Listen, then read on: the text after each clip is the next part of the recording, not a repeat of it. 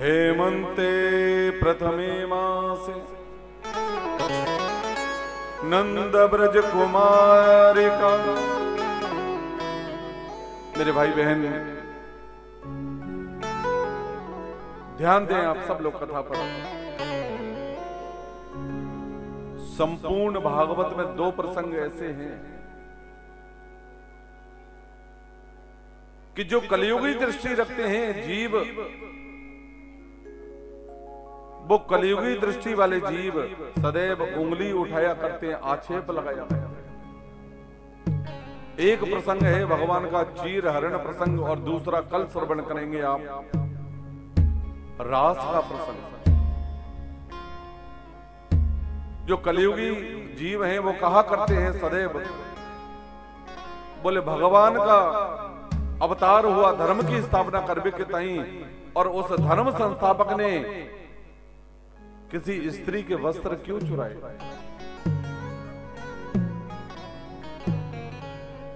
हेमंते प्रथमे मासे नंद ब्रज कुमारिका। जैसे आपके और हमारे यहां कार्तिक मास में आपकी और हमारी कन्याएं कार्तिक स्नान किया करती हैं। ब्रजमंडल में मेरे भाई बहन ये ब्रज कुमारिकाएं ब्रह्म मुहूर्त में प्रातःकाल जमुना किनारे जाती हैं और जमुना जी में स्नान करके और स्वयं गोपियों के हाथों जो प्रतिष्ठित हैं भगवती कात्यायनी का पूजन करती हैं। और कात्यायनी पूजन करते समय एक मंत्र बोलती हैं ये गोपियां, कात्यायनी महामाय महायोगिन्यधीश्वरी नंद गोप सुतम देवी पति में कुरुते नमः। अगर ब्रजमंडल में कुछ प्राचीन है समय, तो भगवती कात्यायनी मंदिर ही प्राचीन है सबसे। और स्वयं गोपियों ने अपने हाथों से प्रतिष्ठित किया है इस कात्यायनी मंदिर को। ये समस्त गोपियां यमुना स्नान करने के पश्चात भगवती कात्यायनी से प्रार्थना करती हैं, बोले हे कात्यायनी मैया, जो नंद गोप के सुत श्री कृष्ण हैं वही हमें पति रूप में प्राप्त हो जाए। नित्य प्रति की भांति ये समस्त गोपियां स्नान करने जा रही थी यमुना में। ब्रह्म मुहूर्त में मार्ग में श्री कृष्ण मिले, बोले देवियों हमें सब पता है आप सवेरे सवेरे कहां जाती हो। हाँ? बोले स्नान करने जाती हो, लेकिन आपकी जो स्नान की पद्धति है वो सर्वथा अनुचित है मेरे भाई बहन। शास्त्र का नियम है किसी भी पवित्र सरोवर, नदी अथवा तालाब में निर्वस्त्र होकर स्नान नहीं करना चाहिए। दो प्रकार का पाप लगता है जीव को। पहला होता है लौकिक और दूसरा है धार्मिक पाप। लौकिक पाप क्या है कि किसी भी सरोवर अथवा तालाब में निर्वस्त्र होकर स्नान करने पर, मान लीजिए आपकी और हमारी कन्याएं ही हुई और निर्वस्त्र होकर किसी पवित्र सरोवर, नदी, तालाब में स्नान कर रही है, कोई मनचला व्यक्ति आया वस्त्र उठाकर ले गया, तो फिर आप स्वयं विचार कर लें इस बात का, आपके और हमारे लिए ये जीने और मरने का प्रश्न बन जाएगा। और धार्मिक दोष क्या है कि जल के स्वामी हैं श्री वरुण देव, और निर्वस्त्र होकर नदी अथवा तालाब में स्नान करने पर भगवान श्री वरुण का अपमान होता है। लेकिन ये गोपियां बोल पड़ी भगवान से, बोले बड़े आए समझाए बे बारे, अरे हमें जैसो अच्छो लगेगा वैसे ही करेंगे। सो भगवान समझ के बोले इन्हें लीला के माध्यम से समझाना पड़ेगा। सो सवेरे सवेरे गोपियों से भी पहले जमुना किनारे पहुंच गए श्रीमान। पीछे से गोपियां आई, अपने वस्त्र जमुना किनारे रखे और निर्वस्त्र होकर और कंठ कंठ जल में खड़े होकर स्नान करने लगे। भगाओ हाँ, भगवान आए, इन समस्त गोपियों के वस्त्र उठाए और पास ही एक कदम्ब वृक्ष पर चढ़ गए मेरे भाई बहन। जब इन गोपियों के स्नान पूर्ण हुए और किनारे की ओर देखा तो इन्हें इनके वस्त्र दिखाई नहीं दिए। आपस में एक दूसरे को इशारा किया, बोले बहन अब जल से बाहर कैसे निकले? अरे वस्त्र तो हमारे पास है ही नहीं। एक गोपी की दृष्टि पड़ी कदम्ब वृक्ष पर। सो गोपी ने हाथ जोड़कर जल के भीतर से ही निवेदन किया भगवान से, चढ़ गए डाल सुरारी कदम पर बनवारी, चढ़ गए डाल सुरारी कदम पर बनवारी, बनवारी गिरधारी, बनवारी गिरधारी, चढ़ गए डाल सुरारी कदम पर बनवारी, चढ़ गए डाल सुरारी कदम पर बनवारी, चढ़ गए डाल सुरारी।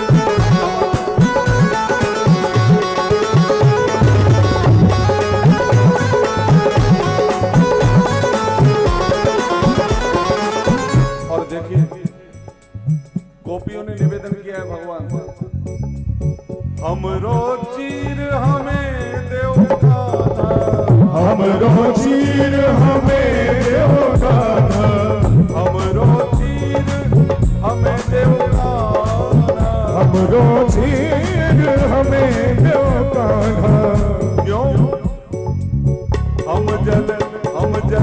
हम जल बीच बुखारी कदम पर पथधारी, हम जल बीच बुखारी कदम पर बनवारी, चढ़ गए डाल सुरारी कदम पर बनवारी, चढ़ गए डाल सुरारी।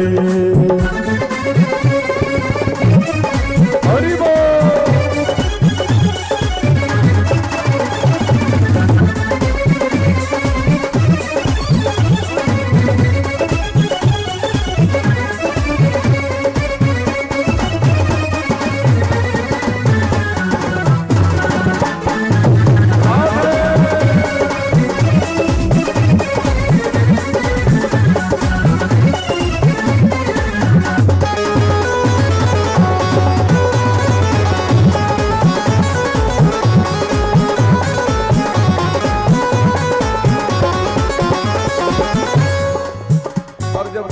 वस्त्र मांगे तो भगवान ने कह दिया गोपियों से, क्या कहा? तुमरो चीर तबई दूं ग्वालिने, तुमरो चीर तबई दूं ग्वालिने, तुमरो चीर तबई दूं ग्वालिने, तुमरो चीर तबई दूं ग्वालिने। कब?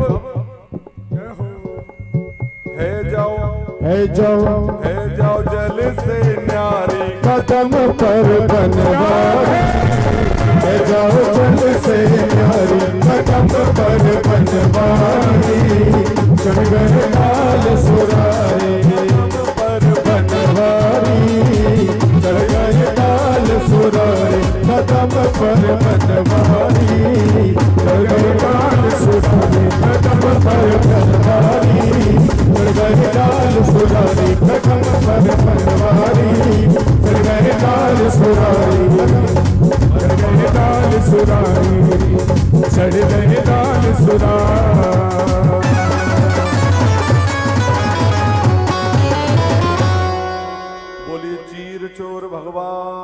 की जय जय श्री राधे। गोपियों ने निवेदन किया है भगवान से, ध्यान देना। श्याम सुंदर ते दास्य करवाम तपोदितम देहि वासांसि धर्मज्ञ नोचेदरा के ब्रुवामहे। हे श्याम सुंदर, हम आपकी दासी हैं, कृपा करके आप हमारे वस्त्र हमें प्रदान कीजिए। तो भगवान ने भी कह दिया गोपियों से, भवत्यो यदि मे दास्यो मयोक्तम वा करिष्यथ अत्रागत्य स्ववासांसि प्रतीक्षन्तु शुचिस्मिता। अगर वाकई आप हमारी दासी हैं और ऐसा आपके मन का भाव है तो फिर हम जैसा कह रहे हैं वैसा करना पड़ेगा। गोपियों ने कहा, बोले करना क्या है? बोल एक एक से जल से बाहर आए, अपने वस्त्र प्राप्त करें और अपने मंदिरों को गमन करें। ध्यान देना मेरे भाई बहन, जल के अंदर निर्वस्त्र हैं समस्त गोपियां, और भगवान ने कहा बोले एक एक से बाहर आए, अपने वस्त्र प्राप्त करें और घर को जाएं। इन समस्त गोपियों ने एक दूसरे की ओर इशारों में ही बात की। महाराज विचार करें मेरे भाई बहन, सब पढ़े लिखे संभ्रांत श्रोता हैं आप लोग। इन गोपियों ने मन में विचार किया कि ये जो इस समय आप और हम वस्त्र धारण किए हुए हैं, ये केवल समाज और समाज और संसार की लज्जा को छुपाने के लिए पहने हैं आप और हम सब। लेकिन विचार करें मेरे भाई बहन, उस दीन दयाल भगवान के आगे जीव चाहे 1000 वस्त्र भी धारण कर ले तब भी सब निर्वस्त्र ही हैं, उससे कुछ छुप नहीं सकते। ये समस्त गोपियां जल से बाहर आई, अपने अपने वस्त्र प्राप्त किए और अपने अपने मंदिरों को गमन कर गई। लेकिन केवल 5 मिनट में इस चीर हरण प्रसंग के प्रति जो शंका रहती है सबके मन में, उसे दूर कर रहा हूं। 3 भागों में आपके सामने प्रस्तुत कर रहा हूं इस चीर हरण प्रसंग को, ध्यान देना। पहले भाग के दर्शन करें। अगर हम श्री कृष्ण को भगवान मान लें कि भगवान होकर और गोपियों के वस्त्र चुराए, तब भी दोष नहीं लगता श्री कृष्ण को। क्यों? क्योंकि रामचरित्र में गोस्वामी तुलसीदास महाराज पहले ही निवेदन कर चुके हैं, समरथ को नहीं दोष गोसाई, समरथ को नहीं दोष गोसाई, रवि पावक सुर सर की नाही, रवि पावक सुर सर की नाही।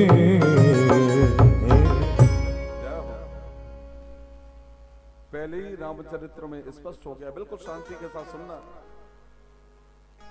सामर्थ्यवान व्यक्ति को कोई दोष नहीं लगा सकता संसार। अगर सामर्थ्यवान व्यक्ति को कोई दोष लगा सकता है तो फिर ये बताइए कि आप और हम प्रयागराज जाते हैं अथवा